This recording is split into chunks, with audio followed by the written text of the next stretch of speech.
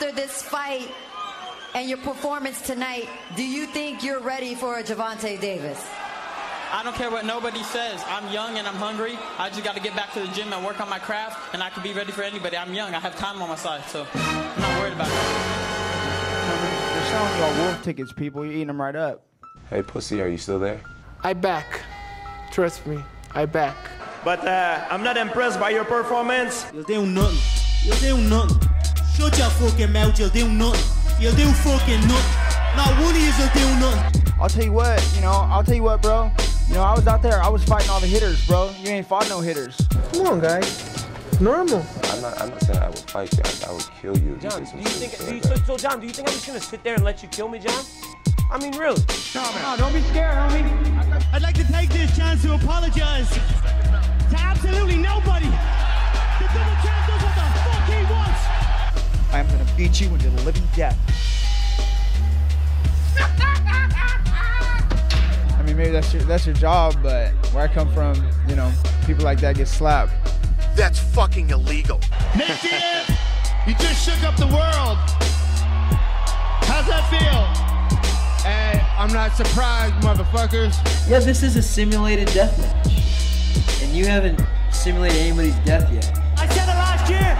We're not here just to take part. We're here to take over. What is the game plan going in against him?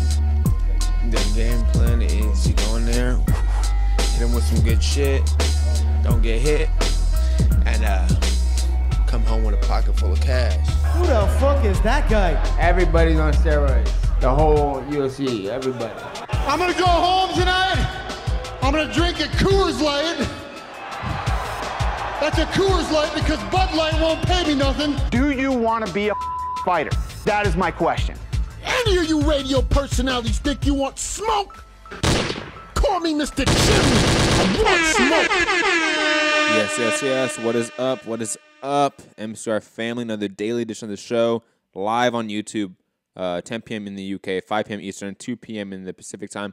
Obviously on podcast forums, iTunes, Spotify, iHeartRadio, etc. Hit the like button, share the show, subscribe, patreon.com/Mixed Combat Radio to help support the channel in any way, shape, or form. But obviously, it is the Ryan Garcia weekend. We're going to review that fight. We're going to review some of the action over in MMA, like Invicta, I believe it was 31, Cage Warriors 96, and also obviously discuss the news of the day, whether it be boxing, MMA, boxing the first half, MMA in the second, and you guys can call in at any time in the show. I will go to your calls 323-870-4051 to call in domestically. International, you have to call in via a special link, and you have to get that link via me. Email me, mixedcombatradio@gmail.com. I can give you that international call-in link, absolutely free to call in. But let's get right into it because, in my opinion, this was... If you heard Saturday's immediate reaction show, you're not going to hear anything quite different, to be quite honest. I've watched the fight several times. I've watched a lot of the fights several times, and nothing really new pops out to me in terms of my criticisms, in terms of my praises for Ryan Garcia or any of the fighters that fought over the weekend. So it might be a little bit of a reiteration of what I said on Saturday, with maybe I dive into a few more things here and there. But obviously, we do have some news to break down as well. We're going to get to the news after we discuss the fights of the weekend. But like I said, let's get into it. Ryan Garcia, and I'll play the clip again. No, actually, I'll save the clip for when we actually talk about Gervonta Davis. But the fight itself, Ryan Garcia versus Carlos Morales. What can I say? Ryan Garcia showed again he has great speed, great power. His right hand, his right straight specifically, is pretty amazing, I would say. His left hook is also probably one of his better punches. Other than that, not a lot in its arsenal. Doesn't really have a authoritative jab, in my opinion. Also, I would say doesn't really have uppercuts in his arsenal. Doesn't really have any sort of body work to his arsenal. Also, I would say doesn't have really good compact hooks in its combinations. And on top of that, doesn't throw combinations. So that's an issue in and of itself. Defensively, he still has massive holes in his game. Head movement is all but non-existent. The few times he'll slip shots and, reposition himself, it's good. The times that he does do it, the 1 or 2 times he does it in a 10-round fight, you go, okay, why can you not do this consistently?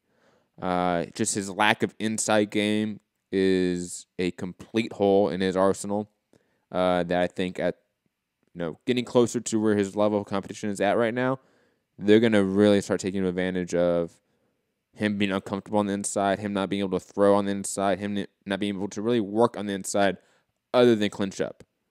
He's a guy that really also can't work at mid-range, in my opinion. He's a guy that wants to be on the outside. He wants you to overextend yourself and then counter you. And other than that, does not have much to his game. And again, I've talked about this on the Saturday show. I don't believe that is necessarily his fault. He's a young guy that's been in the same camp for a while. Obvious athletic talent. The guy is athletically gifted. So I do not believe that his lack of technique and fundamentals is because he cannot master them. I think he's not being taught these fundamentals per se. I think he probably doesn't have the greatest coaching staff, in my opinion, and I think that needs to be changed. He needs to go to probably a bigger camp, a better camp, a camp where he probably get better sparring. Yes, Iron Sal, I see that chat. Yes. Deal with it. It'll come back in a week or two. Don't worry. But Ryan Garcia, he has a lot of work ahead of him. And even though he is a, credentialed amateur boxer as well, a guy that has over 200 amateur fights, only lost to Devin Haney in the national championships, he still is a few levels below some guys. When you look at, let's say, Olympian or Olympic prospects that are now in the pros, there's a difference. There's an obvious difference to the level of what they can do both defensively and offensively, their complete game. Me and Mitty had an interesting conversation on championship rounds yesterday on our Patreon-only podcast about, what to really fine-tune with Ryan Garcia. Go check that out. Obviously, patreon.com/Mixed Combat Radio. I might put that call out just for free, but I probably won't because that was good, and you guys should go pay for it. But Mitty, I think, dropping a lot of knowledge there as well. And it's things I agree with, things I don't agree with. But his attributes or skills that he is exceptional in, he does not need to work in anymore. His left hook, he does not need to work on his left hook anymore. I do not want to see any more pad work Instagram videos of him working on that left hook. I don't. I absolutely do not. I want to see other things. I want to see him go to different camps. He used to do that. He used to travel to camps and get work. Mayweather's camp, Wild Card. I want to believe he went to Manny Robles' gym at some point as well. So he's traveled, but never stuck to a more complete gym atmosphere for championship quality fighters. And he needs that. Iron sharpens iron, and I think he doesn't have any iron around him, to be quite honest. And again, I think even though the hype train is a little bit obviously stopped, it's pulled over to a station, a little bit of a rest stop, he still has, I like I've said before, the athletic ability to reach a certain level. And maybe that level is not a Terrence Crawford, Earl Spence level, but I still think it's a great level. I truly believe that he is a talent that if you get the right people around him and start really fine-tuning this guy, he could be something. He really could be. He says the right things on the mic. He does a lot of great things, but he does also a lot of bad things in the ring. And in terms of stardom, that may be the easiest thing to fix. You can't fix a personality, in my opinion. You can't fix charisma. So he has that. You can't fix athleticism. People are just naturally athletic. People are naturally not, in my opinion. He's an athlete. So technique, you can fix that. We've seen that before. We've seen fighters with that are tremendous athletes struggle, especially from amateurs to pros, and then go to a particular camp or a coach, and then it just works. If he figures it out. I think Vladimir Klitschko with Emmanuel Stewart is probably the most obvious example. A guy that had a deep amateur pedigree, I believe medaled in the Olympics, came to the pros, had mixed success, struggled a bit, obvious technical flaws, went to a great coach, and it worked. Great coaching helps. You can have the greatest athletes on the team, talking like a stick and ball sports, right? Like football, baseball, soccer, or football if you're in Europe or other places other than North America. You can have all these great athletes, but if you don't have a great coach and a great coaching staff, it doesn't work. You need all these pieces together to get a champion or get a championship run or reign, and he doesn't have that, in my opinion, right now. And also I just felt, I'm not going to say I felt like his corner didn't do a good job, but I would say his corner didn't do a good job. There wasn't enough technical advice in the corner, in my opinion. Also, I would say that his uncomfortable factor there, like where it seems like he is uncomfortable on the inside, uncomfortable taking pressure, I think that has to do with sparring. I think he's not necessarily getting the best sparring. That needs to be fixed. He needs to start sparring better competition. Actually, maybe start sparring pros. I mentioned the Canelo Alvarez team for him to potentially go to. There's Oscar Valdez now in that camp. Imagine Ryan Garcia sparring with Oscar Valdez day in and day out. What that could do for him. It would do amazing, amazing wonders for his career and just his overall skill set. And on top of that, being around that championship mindset. Being in a world-level gym, facility, team, it helps. So, again, that may not be the guy he goes to, but that's been an option I've thrown out. There's other ones that are obvious out there. Manny Robles has, even though he is not, and I would say a complete coach, he does teach the inside game quite well, in my opinion, and that's a game that Ryan Garcia needs some work on. That might be somebody Ryan goes to for a bit. Freddie Roach, even though I think he has slipped a little bit with his age, that camp is still a world-class camp that has a ton of great guys coming in there to spar.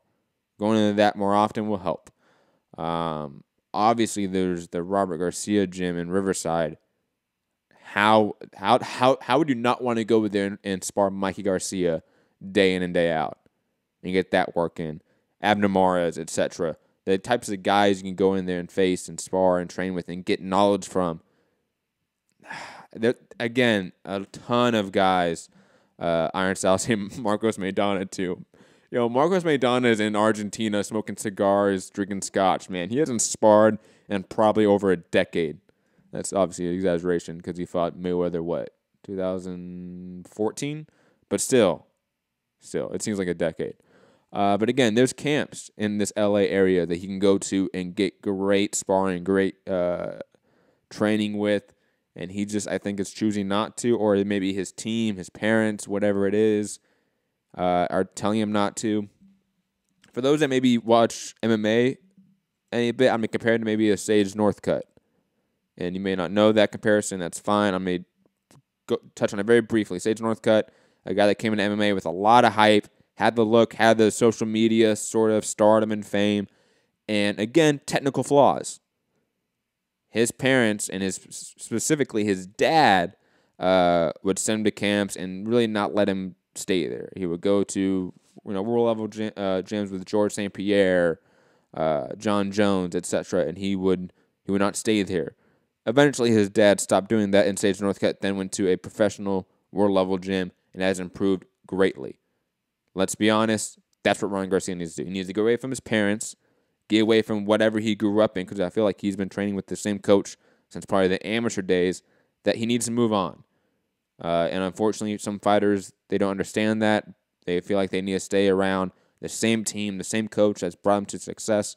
But there's, in any sort of business, field or career, there's times you have to move on to better and greener pastures. And that's what he needs to do. Johnny is saying Ryan Garcia needs so much work. He better go back to the drawing board. Yeah, he definitely needs a coach to come in here and sit down with a bunch of tape of him and just pinpoint all the flaws of him.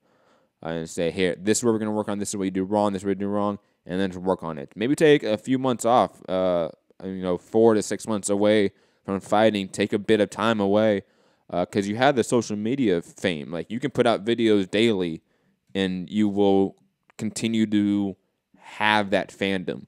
Like, that won't go away. When maybe 20 years ago, that was a concern for young fighters to go away for a bit, work on their craft instead of fighting regularly because they would lose that exposure. Ryan Garcia doesn't need that. He has enough exposure on IG. Take 6 months away, go to a real camp in a real gym, and actually work on your craft day in and day out and treat it like a fucking career. That's what he needs to do. And stop with this shit that he's been doing. And I'll get to it right now. After this fight and your performance tonight, do you think you're ready for a Gervonta Davis? I don't care what nobody says. I'm young and I'm hungry. I just got to get back to the gym and work on my craft, and I can be ready for anybody. I'm young. I have time on my side, so I'm not worried about it. And on top of that, per boxing scene, Ryan Garcia, if it left up to me, I fight Gervonta Davis tomorrow.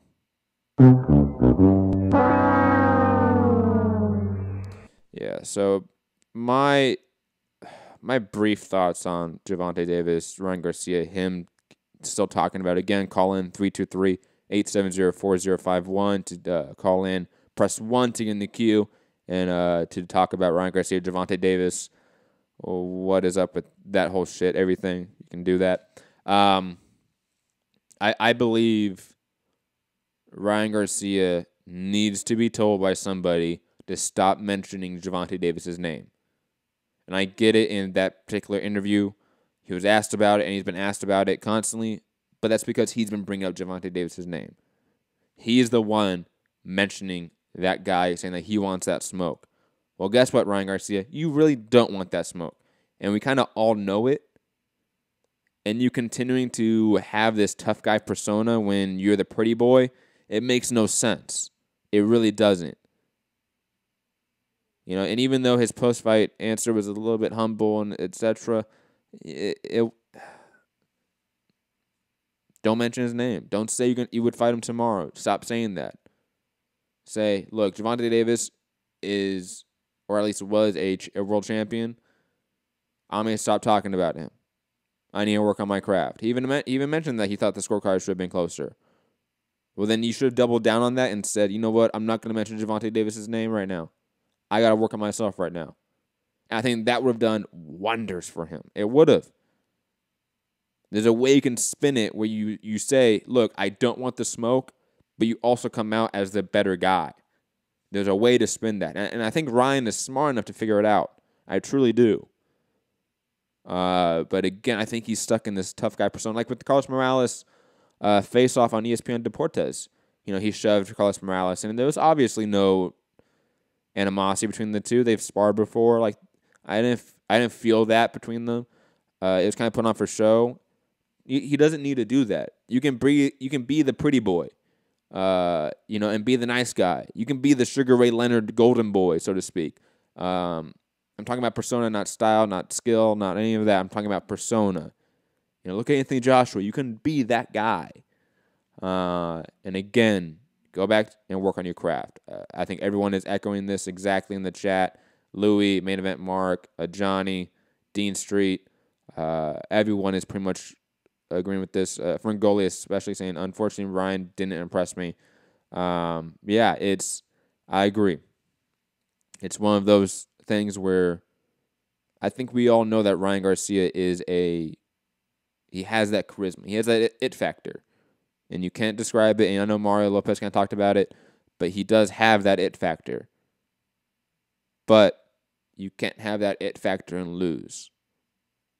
You can't become a true star and lose.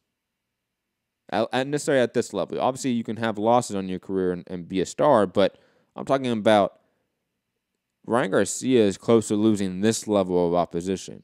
The Carlos Moraleses of the world who have 6 knockouts and 17 wins. He's getting touched up by those guys.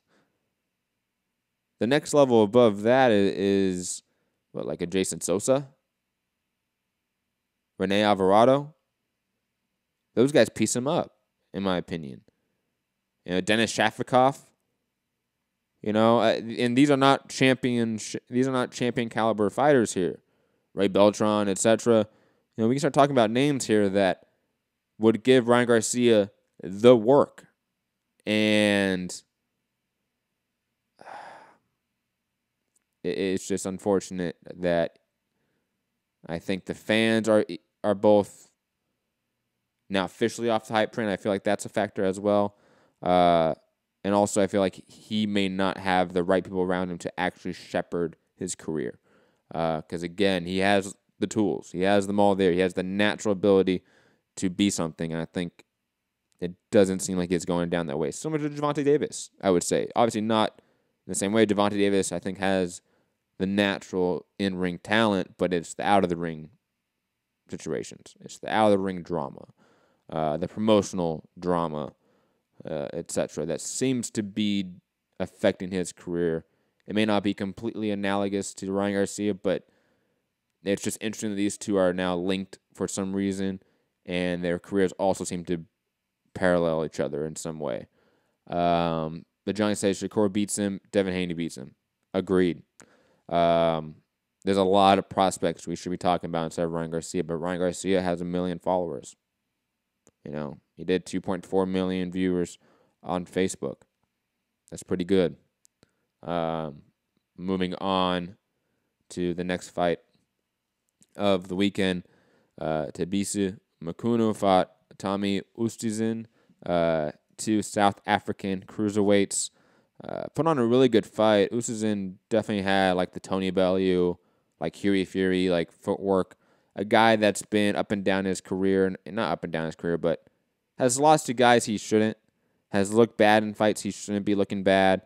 Again, it's going to be interesting to see what he can do here. Kevin Lorena, one of the other South African cruiserweights that are in that mixture of the Thabiso Mchunu. He has now called out Tommy Oosthuizen, and that is probably going to be set up next to sort of determine the best South African cruiserweight and then be fed to Murat Garcia, of which I would be ecstatic for. But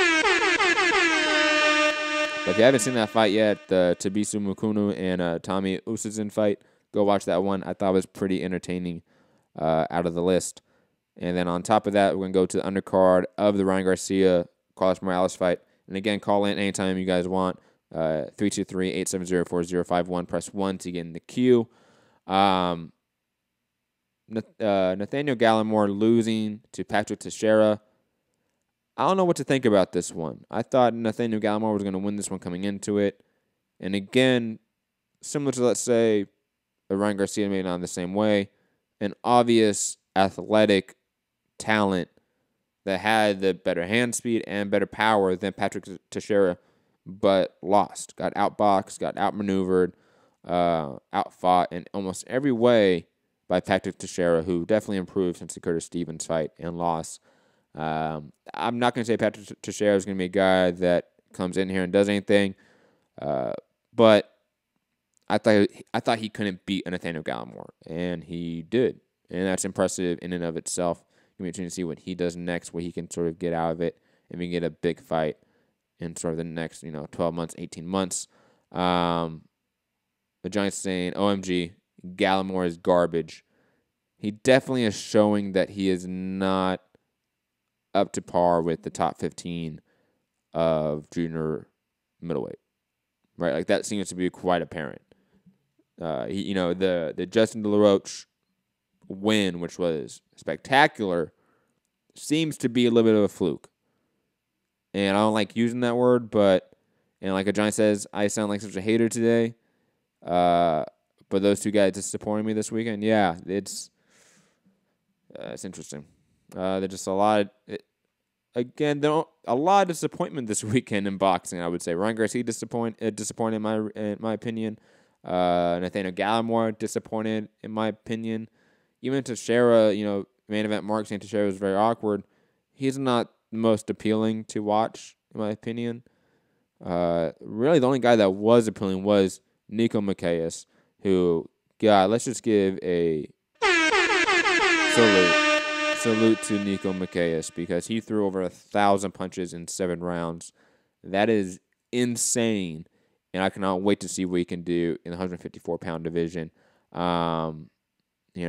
was truly impressive. And like Fern says, let's hit that thumbs up, everyone. Come on. And call in 323-870-4051. Press 1 to get in the queue or get into that international call-in link by emailing me, mixedcombatradio@gmail.com. But again, Neeco Macias, impressive performance against Marvin Cabrera. Not much to say on top of that other than that guy is the Energizer Bunny.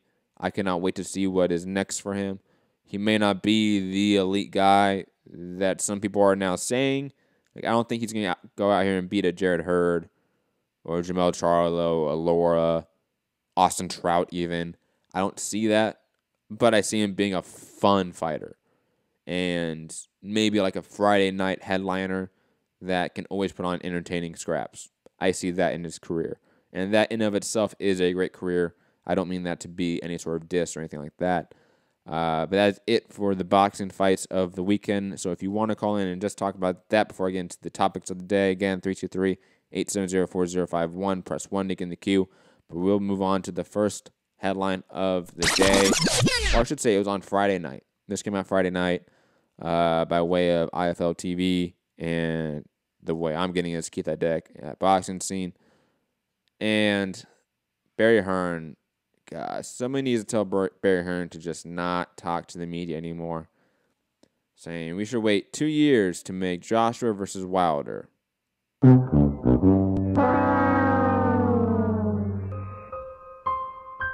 This is sad, guys. Let me get the sad music out for not that one, not different sad music. Here we go. Sad music. Barry Hearn telling IFL Eddie and Anthony Joshua would fight Deontay Wilder on September 22nd. My advice was let's leave it for 2 years. Because as the Mayweather-Pacquiao fight got built, in commercial terms, AJ and Deontay Wilder today is a $70 million fight, maybe $80 million. In 2 years, it might be $250, $300 million. Oh God, this is just so depressing. I don't even know what to address this. This is just.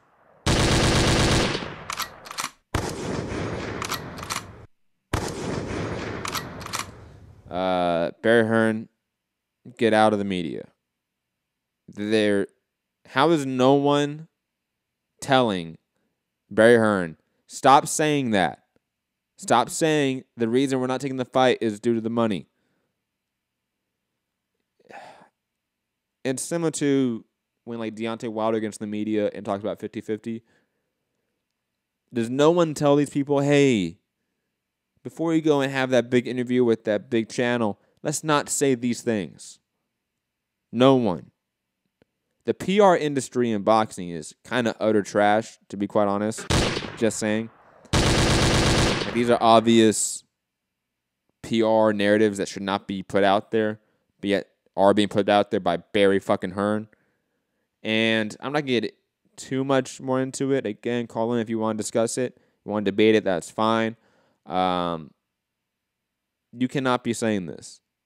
It is not good to your brand in a way. And on top of that, we discussed this again on yesterday's show on Championship Rounds about Wilder Fury stealing the spotlight from AJ Povetkin.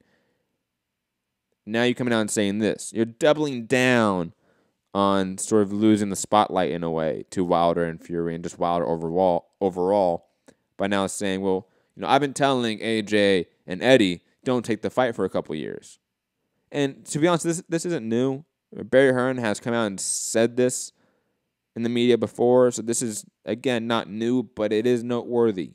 It is something that Barry Hearn is saying to the media that, hey, I've been telling my son and his best fighter and biggest fighter, hey, take 2 more years to make more money because, hey, look at Mayweather-Pacquiao. And to be honest, I've said this before on this show and my other show I was on earlier. That fight, the idea of marination, has never been disproven. Us as a consumer base has never shown promoters that you cannot do this, unfortunately. Barry Hearn's probably right that this fight Right now, it's just 70 million, 80 million. In 2 years, it's probably going to be 250, 300 million. He's absolutely right about that. Why? Because the consumers have shown thus far that is what we do. We will, especially us hardcores, we will sit here and argue on, back in the day it was message boards, now it's YouTube comment sections, about who is right, who is wrong, who is ducking who, and when it happens years from now, we will watch it for $100. Right? So, I'm both upset at Barry Hearn for saying this and not upset because we as a fan base, we as a culture have not pushed back on this idea and this sentiment. He's right. Barry Hearn's 100% right. And unfortunately, it's also 100% wrong. Joshua Wilder should have happened this month. And it's not. And why? Because money. And why? Because we let it happen. And it's just unfortunate that we have this sort of cyclic nature of us hardcores and basically the consumers getting screwed over, getting pissed about being screwed over, and not doing a damn thing about it. And honestly, in the process of being pissed off about it, prove them right. Because us being as upset and addressing it as much as we do, and maybe I'm guilty of that, the media is guilty of that, let's be honest, we build it up. So by us getting upset about them marinating it, we are marinating the fight. And I don't know where the chicken and the egg are in the situation, and I don't know which one to get rid of first and how to fix it, but it is the system we have right now. Marination works. Why? Because we get pissed off about it. And we have thus proven to the networks and promoters that us getting pissed off about marination makes them richer. Fattens up their pockets. Look at Canelo Triple G 1 and 2. You know, the instant rematch got marinated. Think about that. Somehow it did. And us getting pissed off about it's probably going to equal more money for them. But yeah, that's all I really have to say about Barry Hearn and the whole we should wait 2 years to make Joshua versus Wilder. Again, call in 323-870-4051. Press 1 to get in the queue. But let's move on to more news. And this was news we talked about briefly maybe a week or two ago. HBO might not air Kovalev Alvarez rematch. Negotiations ongoing per Keith Idek at Boxing Scene. And Kathy Duva, which is Kovalev's promoter at Main Events, has told Boxing Scene this information. And, off topic. I love off topic questions. Johnny saying, off topic, Matt, you heard MGK's response to Eminem? Don't have to answer now. But I will answer. Johnny, just because you asked that, I'm definitely going to talk about it. Thank you. I'll talk about it at the end of the show, though. But coming back in, HBO might not air Kovalev Alvarez rematch. Negotiations ongoing. Kathy Duva, Kovalev's promoter, saying, let me read the quotes exactly. There's a quirk in the contract, and basically it gives them the right to that fight for a much higher number than they would want to pay. So what they're doing is just a maneuver in negotiations. They still have the right to match another offer. They just keep their options open. That's basically what they're doing. They have the matching rights. We're in the middle of negotiations right now. However this turns out, I don't want to get into a whole bunch of stuff about our negotiations, blah, blah, blah, blah. All that bullshit. Let me tell you what this is. HBO told Kathy Duva, look, we love Kovalev. We're in the Kovalev business, but not for this dollar amount. He's lost a couple times now. We know we're still on this contract, but we're not gonna do it. Unfortunately, we're not gonna pay you what you're contractually obligated to. We have this out in the contract that we've written in because we are HBO and you're just Main Events. Let's be honest here. So we'll pick up the event. We'll be in the Kovalev industry and business for this amount now, for Y amount instead of X amount. And Kathy Duva probably is not too happy about that. And I think she's afraid of shopping around the fight because once she gets an offer, like an actual official offer, I believe HBO has the right to match that offer And let's say you shop this fight to ESPN, right? And they're offering it for 75% of what HBO is offering, but obviously ESPN doesn't know that. I think there's a concern here that you're still going to get your product for a lesser value. And they're thinking, well, let's keep negotiating with HBO because we've been in the HBO business. You know, let's argue that point about loyalty. I guarantee you, Kathy Duva's on phone conference calls or in boardrooms saying, well, we've been so loyal to HBO. Kovalev has been a staple to you guys' boxing events for years now, blah, blah, blah, blah, blah. You know, to do him like this would be just unfair and disloyal and, bad business. You know, you're going to see more of that morality side of it in negotiations because HBO's probably right. Kovalev is probably not worth the money they're getting him for, or at least they've been paying him for. He's a guy that hasn't really been pulling in good viewership since the Andre Ward loss. Has never really been the Triple G that they were wanting. They were hoping that he was going to turn into their Triple G. With Triple G always pulls in that million-plus viewership on HBO. Has obviously turned into some sort of pay-per-view, not necessarily star, but draw in some way. And obviously just a attendance draw and gate revenue draw as Triple G. Kovalev's never been that. They tried to do that with Atlantic City, tried a couple times in MSG. He has never really pulled in great gate revenue, never really pulled in great TV viewership.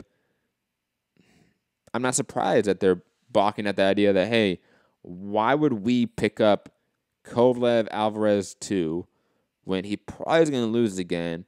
We're going to overpay for the market value of this, not get our return on investment. I don't blame him. Alvarez is not an HBO fighter. He's more of a Showtime commodity. If any commodity, I don't think he has a contract with anyone, let's be honest. Showtime has not had really anyone in contracts as of late. So it's going to be interesting to see what happens here. This is still a fight for a light heavyweight belt. Kovalev, I still think, has some name value in this division when guys like Better Beef, Bivol do not. Even though they are obviously better champions at this point in time in 2018. But they still don't have that name recognition.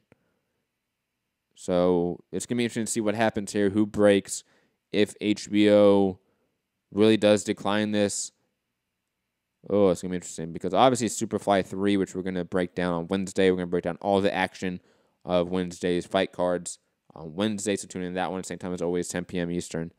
5 p.m. Eastern, 10 p.m. in the UK. Live on YouTube, podcast form, iTunes, Spotify, iHeartRadio, etc. But that Superfly 3 card on HBO is probably not going to do great viewership.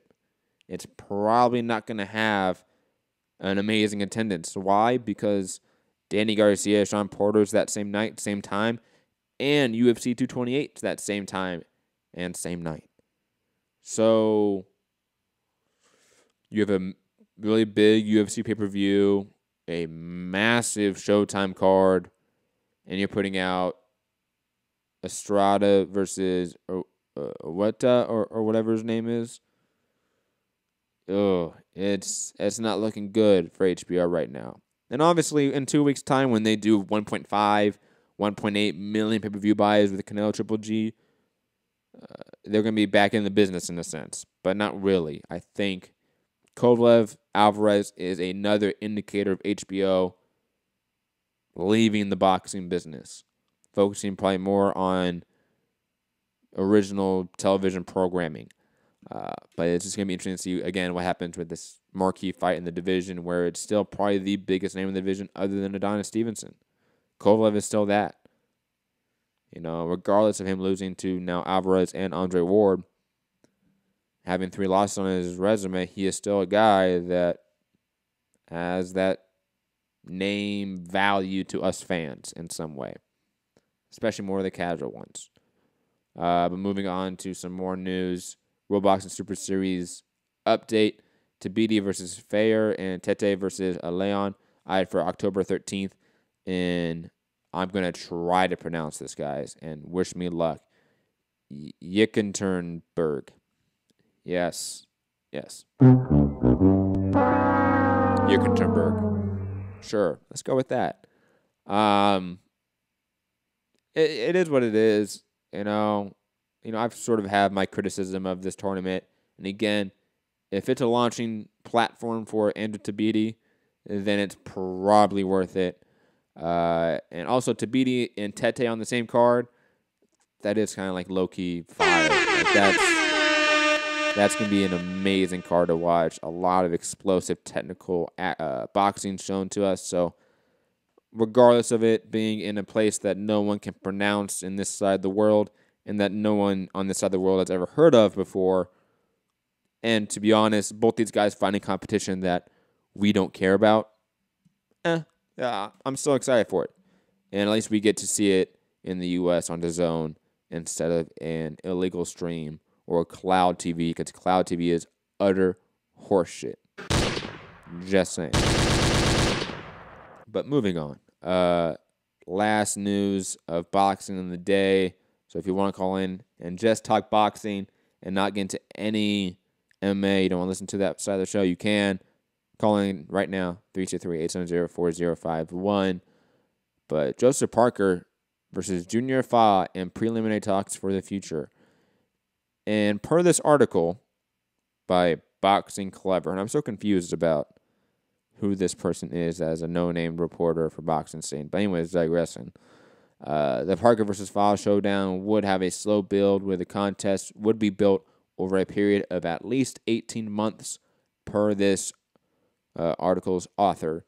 Junior Fa is a guy, if you do not know, undefeated heavyweight prospect, a guy that missed the Olympics just a couple times, a guy that's beat Joseph Parker a couple times in the amateurs as well, a guy that has a very similar style and approach to the game as Joseph Parker as well. Same regional area from from Joseph Parker's area. So that's where it seems to be, where it's a domestic level fight. It is what it is. Junior Fa, though, to his credit, and even though I kind of laughed at the news when I first saw it, and I did a little more research about the guy, he's a good prospect. Like, he's not a guy that is a bum. He's not anybody that doesn't deserve to be in this position. He's just somebody we don't know, I would say. Somebody that really has zero push, wasn't lucky to get that belt off the rip like Joseph Parker seems to have got. So I think that seems to be a factor here. And again, I think this is probably a fight that, while we may not care about here, they're going to care about a lot in New Zealand and Australia and the Oceanic area. And I think it's still a quality level fight. Joseph Parker fighting a undefeated prospect that has beaten him several times in the amateurs. That does something for me. Like, that sells on some level. Remember, Santiago and Iron Sal, I see you guys in the phone line. Press 1 when you want to get on the show. Just letting you guys know. But moving on to MMA. Moving off of boxing. Again, calling 323-870-4051. Press 1 to get in the queue. Hit the like button. Share the show. Subscribe. Patreon.com/Mixed Combat Radio. If you're listening on iTunes and podcast form, leave a review. That is always helpful and helps spread the exposure for the show. But moving on, like I said, to the UFC news of the day, or I should say MMA news of the day. Before I talk about the fights briefly of the weekend, because I'm not going to really talk about them that much, we do have some very unfortunate news to get to. BJ Penn. BJ Penn, what are you doing to us? BJ Penn versus Ryan Hall for November or December event per Bloody Elbow. This is bad, guys. This is not good. And before I actually address this topic, Santiago has pressed 1, so I will get to Santiago's call. Santiago, how are you doing? Santiago, you are probably on mute. Santiago. Can you hear me? Yes, now I can. All right, then I'm just here enjoying my Labor Day weekend, and really a dead and more or less sad weekend, just with the disappointing performances from Gallimore and Ryan Garcia, and what else is there to say? You talked about it. You talked about most of it on the post immediate reaction show, and to me, I find it very apropos the cover you chose for BJ Penn, because that's literally the face I made when he kept talking about Gervonta Davis. So I'm just kind of like, yeah, he's going to kick your ass, buddy. So, like, shut the fuck up already. Yes, I just switched over to on YouTube so everyone can see what Santiago's talking about on YouTube. I agree. Like, it's one of those things where how is no one telling him to shut up? Like, that's really the gist of it. Like, how is no one in this camp? How is Oscar De La Hoya not telling Ryan Garcia, hey, shithead, stop fucking mentioning this guy's name. You're not ready for it. You're going to have another 3 years before you fight somebody like that. Oh, yeah, man. And not only that, too, like, he's got the potential, dude. That's the thing, too. Like, he's obviously got the charisma. He could easily be the next pretty boy face of the Golden Boy Promotions. But at this point, his skill set does not follow his popularity. Mm-hmm. And he really does need to get rid of some of the things that have been, like, part of his hype, like, you know, that whole Cobra Bag thing on Instagram and shit. He needs new work. He needs new looks. Otherwise, I'm just going to see him as that guy that basically we beat on Fight Night Champion at the club level. Agreed. Because I really see him struggling with that top 15 opposition. Yeah, man. I mean, this guy should have been a guy where he shined a little bit at least, and he didn't. He looked like a guy that really should have gotten his first draw, in my opinion. So we'll see what the next move is for this kid, you know. And I gotta ask, what do you think is sadder, the BJ Penn news or still the Tito Ortiz Chuck Liddell trilogy? Ooh, I like that one. I like that one, Santiago. Thank you for calling in. If you want to call in later, because we do have some more topics to get to, obviously, feel free. Press 1 to get out of the queue, and then press 1 to get back in, or hang up and call back in, whatever you want to do. What is sadder, the Tito Ortiz, Chuck Liddell news, or BJ Penn? Oh, that's a close one. I'm gonna go with BJ Penn. And the reason is because Tito Ortiz at least has been like semi-decent, and I'm using that term very loosely here. But he's a guy, in my opinion, that at least has been active and has been winning. He's had wins recently, even though Chuck Liddell has been gone for like 4 or 5 years. Let's not really delve on that too much and stick on that, because I think that comparison's similar. Where Chuck Liddell, BJ Penn, okay. But Tito Ortiz, him being added to it, it elevates it slightly to where it's not as sad as BJ Penn.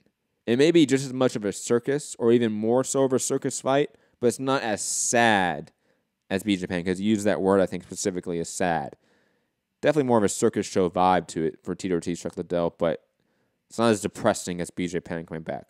Because BJ Penn, and to be honest, Santiago, I'm glad you liked the picture I used for the thumbnail, because I was going to use worse ones, because there are those. His last, 5 fights have been loss after loss after loss after loss, to the point where it's so concerning now what he will be like health-wise going forward. At least Chuck Liddell has been away. He hasn't been having 5 knockouts in a row. He had that already. He's been away. He hasn't been taking the punishment. So it's not as recent in my mind or others. BJ Penn, he's recently got his ass kicked by people 5 years ago he would have beat. The prodigy would have showed out.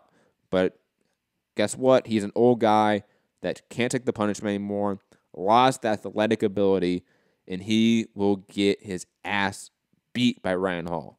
And Ryan Hall is a guy that's not a guy that beats your ass, but Ryan Hall will take down BJ Penn and work him on the ground. And BJ Penn is the first American Brazilian Jiu-Jitsu black belt to win Abu Dhabi, to win a world championship. Think about that for Brazilian Jiu-Jitsu.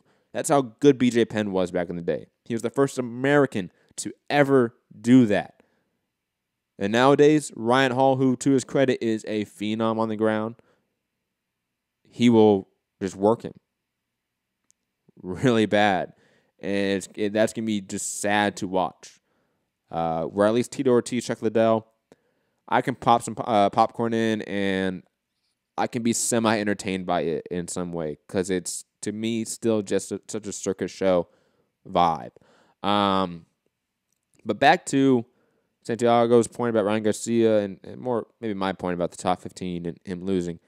I'm going to read off names, and this is box rec, so it's not like a particular sanctioning body's top 15 or top 20. I'm just going to start reading off names and tell me who you think he beats.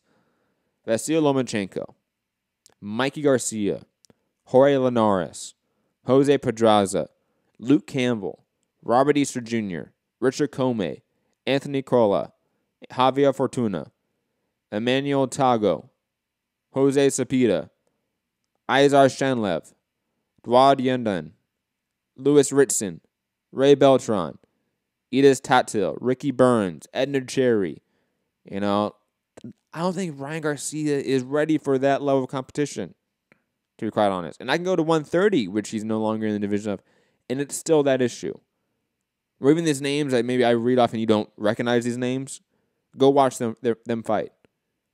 They're a more complete boxer than Ryan Garcia is. And having obvious flaws when you reach that certain level is just, it could be kryptonite to a guy like that. It really could. But moving back to MMA, back to news of the day, I've talked enough about BJ Penn and how sad it is. Moving over to Cage Warriors and Invicta 31. Stormbach survived the Paddy Pimblett early storm to claim the lightweight title, is the headline by Peter Carroll, MMA Fighting. Stormbach just outworked him, had the better cardio. Like the article said, Paddy Pimblett had rear naked choke position and had back mount basically the entire first round and could not lock in that choke. Stormbach got out of that. Obviously he survived it and was the more cardiovascular fighter in there and was able to outwork Pimblett, was able to out-wrestle him, had the tighter game overall. Paddy has a very wide taekwondo stance and style to where defensively he's hittable. And he doesn't really have the athletic ability to work that style. Like maybe guys like Conor McGregor can, or guys like Anderson Silva can, Lyoto Machida can back in the day. Even Anthony Pettis in his sort of run in his prime, he wasn't hittable. You could wrestle him, you could grapple with him, but he wasn't a hittable guy.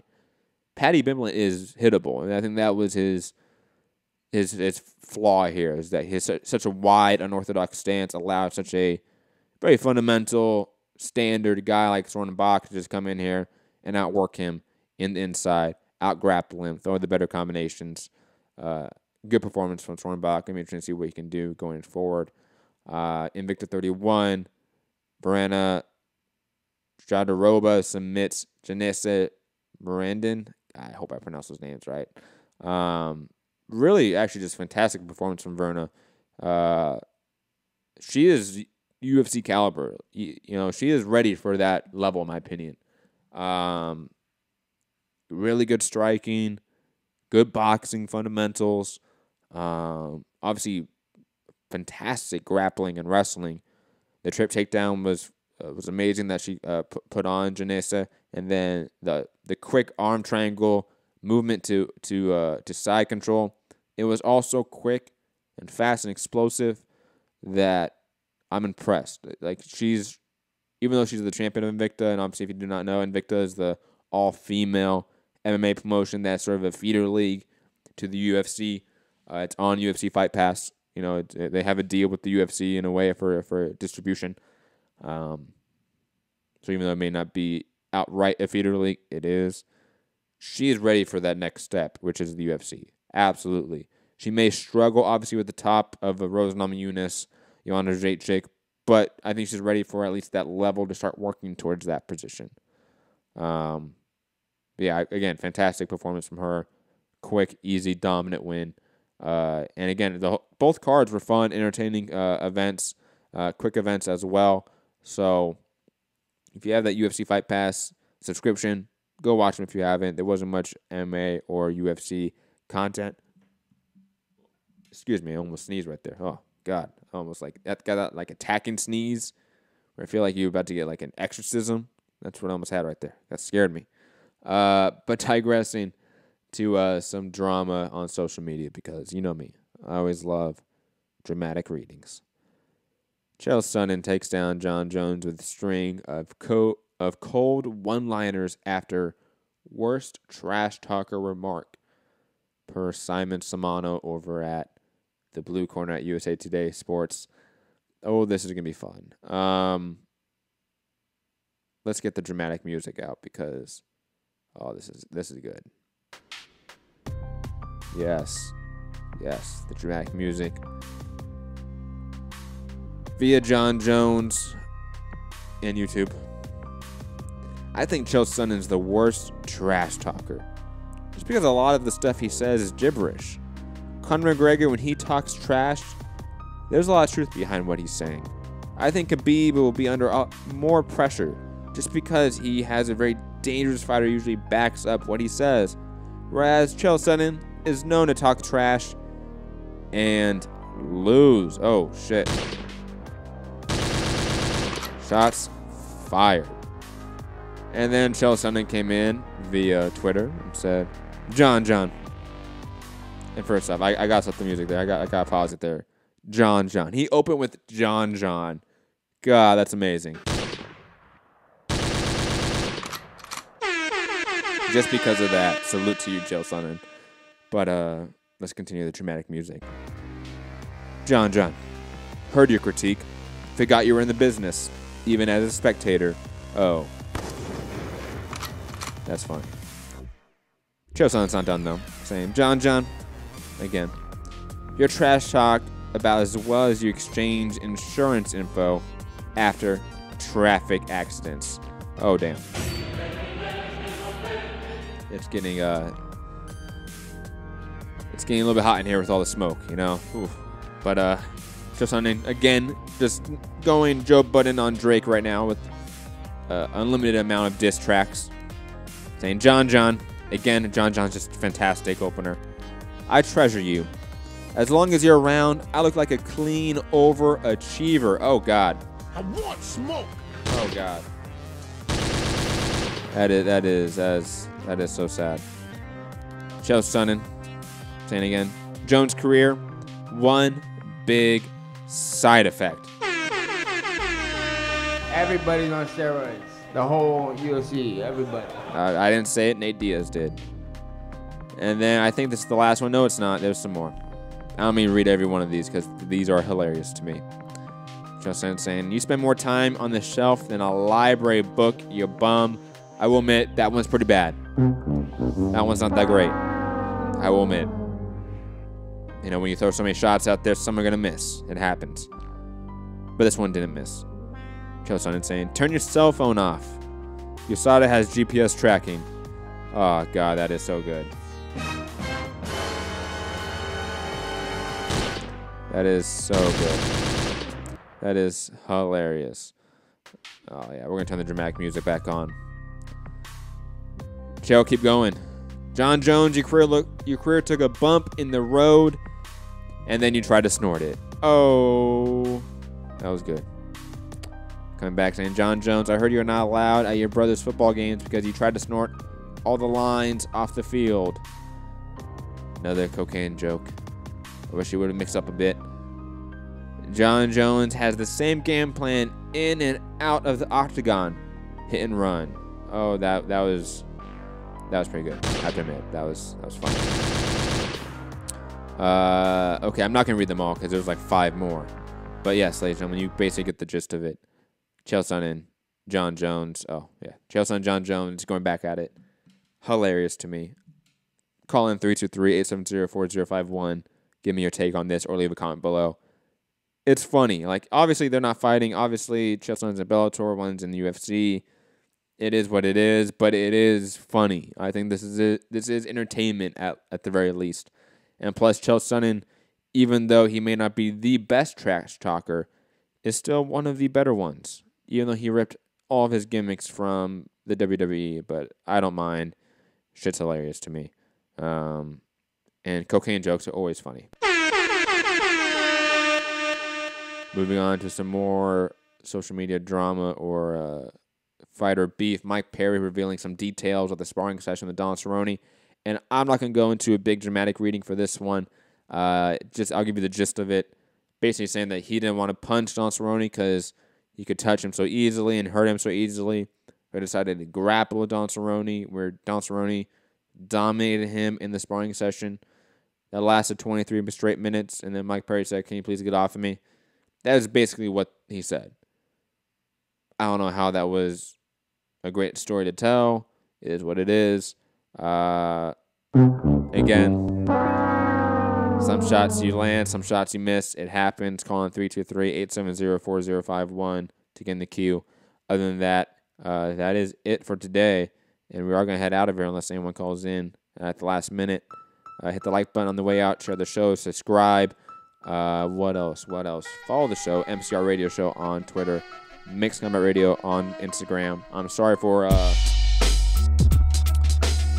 the difference in the social media platforms. There's a character count on Twitter that is absolutely frustrating because it is one character off from allowing us to have just our actual show name on Twitter. So it's MCR Radio Show.